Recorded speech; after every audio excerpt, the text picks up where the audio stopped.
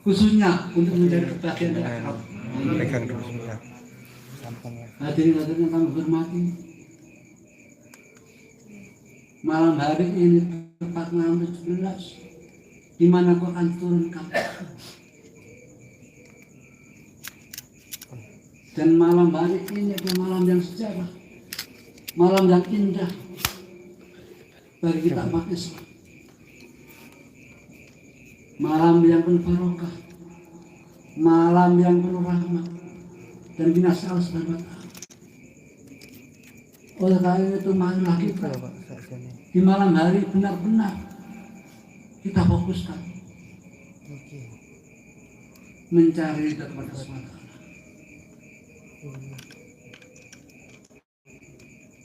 Hadirin yang kami hormati, sekaligus saudara-saudaraku yang seirama dengan kemuyakin baik sebagai sabunatullah, sebagai sohibahiti, sekaligus sebagai nabi rasul. Saya hanya mengatakan dua perkara untuk malam hari. Perkara pertama,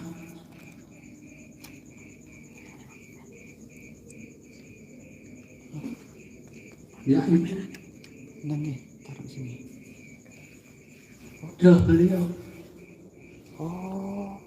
di malam-malam akhir 17 kita lebih tingkatkan hubungan kepada Rasulullah, lebih kita tingkatkan audiensi dengan Rasulullah dengan meningkatkan amal sholawat. Dan yang kedua, mari kita bersama-sama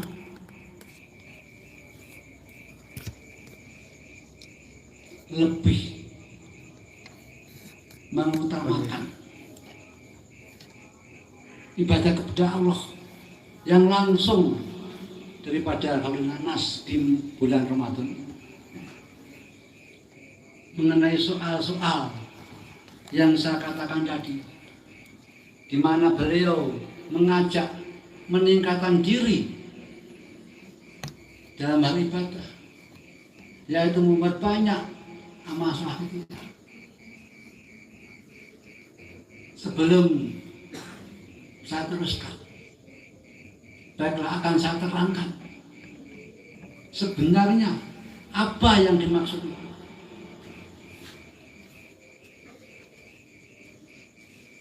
Mengingat itu, kita harus melihat ke belakang, di mana beliau pernah dawuh, kalau ada ilmu atau amalan yang lebih cepat dalam kepada Allah, saya ikut. Bahkan anak istri saya ikut saya ikutkan. Kalau toh benar-benar amalan itu lebih cepat daripada amal hidayah untuk saudara-saudara. Kalau kita lihat dahulu beliau itu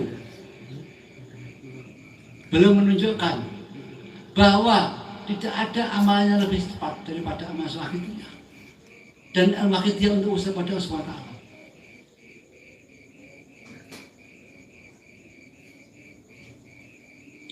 Di samping itu, beliau juga pernah dawuh, mulai Quran diturunkan atau Quran diciptakan, diberikan kepada beliau Rasulullah SAW, belum ada ilmu seperti ilmu hidayah.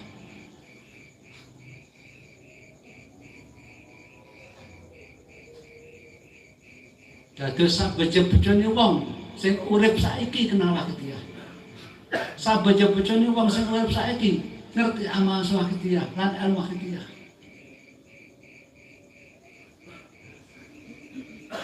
Beliau Mbah Yai itu dikasih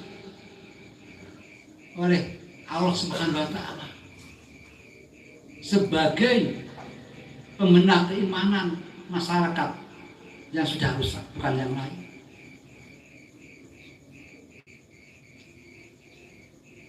Jadi kalau beliau itu ditugasi Allah Subhanahu wa taala untuk membangun keimanan manusia yang telah rusak, otomatis kita harus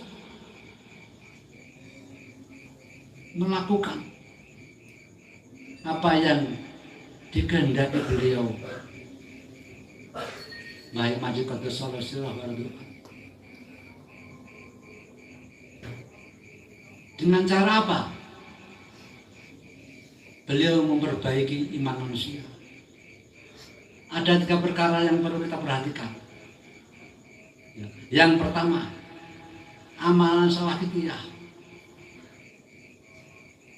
Yang kedua, ilmu akidiyah. Yang ketiga, prinsip akidiyah. Di sini amal akidiyah itu sebagai alat untuk menjernihkan hati. Jadi intinya di situ secara umum sudah disebutkan bahwa akidiyah adalah berfaedah menjernihkan hati ma'rifat billah. Amal akidiyah itu untuk menjernihkan hati, membersihkan hati yang kotor. Mana mungkin kita bisa makrifat kalau hati kita kotor. Sedangkan hati manusia yang kotor, tidak mungkin barang-barang baik itu masuk ke dalam diri kita, masuk ke dalam hati kita, tidak mungkin. Maka itu beliau menaklif salafiyah sebagai amalan yang berfaedah untuk menjernihkan hati. Saya ingat 2 tahun yang lalu, waktu itu saya sowan ke Pondok Bahari Wadah, dan saya bertemu dengan pendiri sekaligus pengasuh Pondok Bahari Wadah, Kiai Masuri. Itu beliau. Saat itu beliau didambayai, dan masih ada saksinya, satu istri saya sendiri. Beliau jauh. Saat itu beliau mujadah, kemudian beliau jauh. Yusewu yai. Ati niku resik. Niku barang-barang sing apik mampir. Para wali Allah nggih mampir tanpa kita sadari. Nanging lek ati niku kotor, wonten kotoran setitik. Niku barang-barang saya mboten purun mampir. Para wali Allah mboten purun kersa rawuh termasuk kula. Baik dah ngoten. Niku tahun 2021.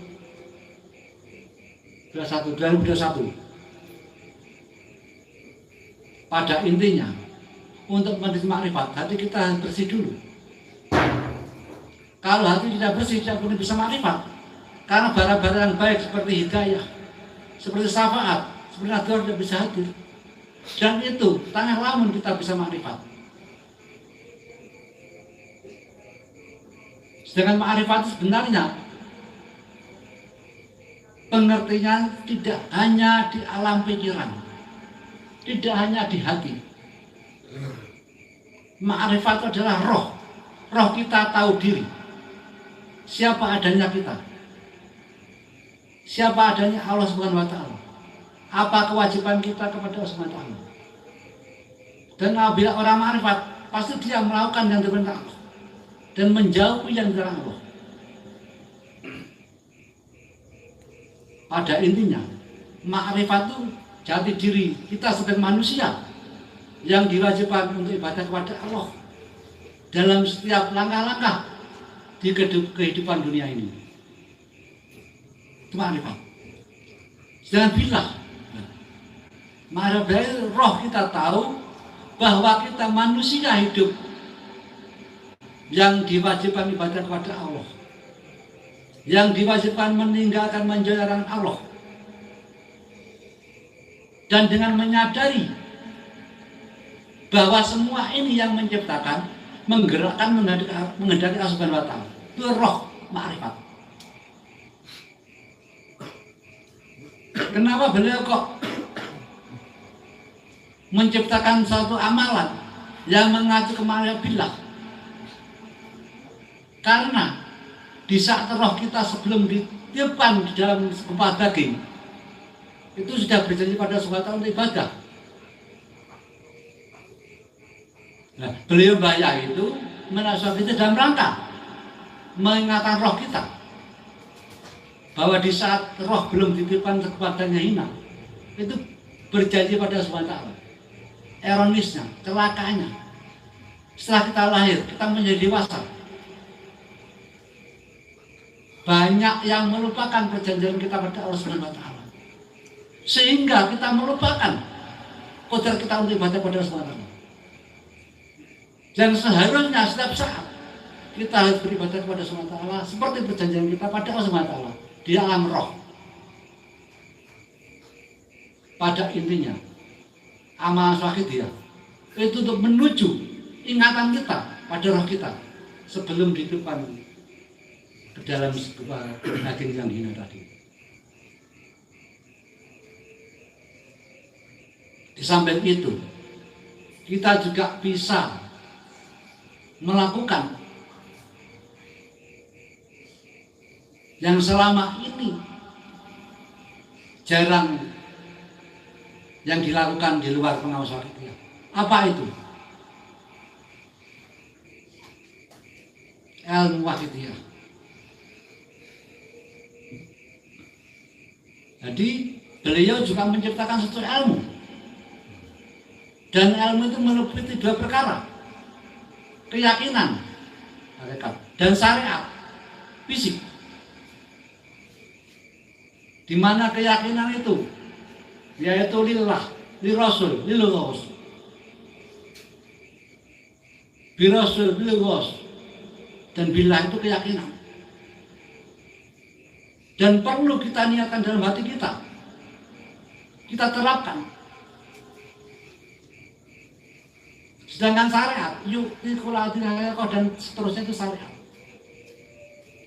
Beliau sudah tepat menciptakan ilmu, hakikat dan syariat. Apabila kita hanya syariat saja, gatal. Itu contoh. Kita bekerja diam, tidak ada niat. Tanya lamun kita menjadi ma'rifat billah, tanya lamun kita ingat pada SWT. Bahkan justru apa-apa yang kita lakukan akan menjadi min nafsi dan binafsi. Pengeterapannya itu saya dulu, ikuti dulu, kita ikuti. Sebelum saya teruskan, saya akan menerangkan sehubungan dawuh bahaya. Mulai Quran diciptakan belum ada ilmu seperti waktu.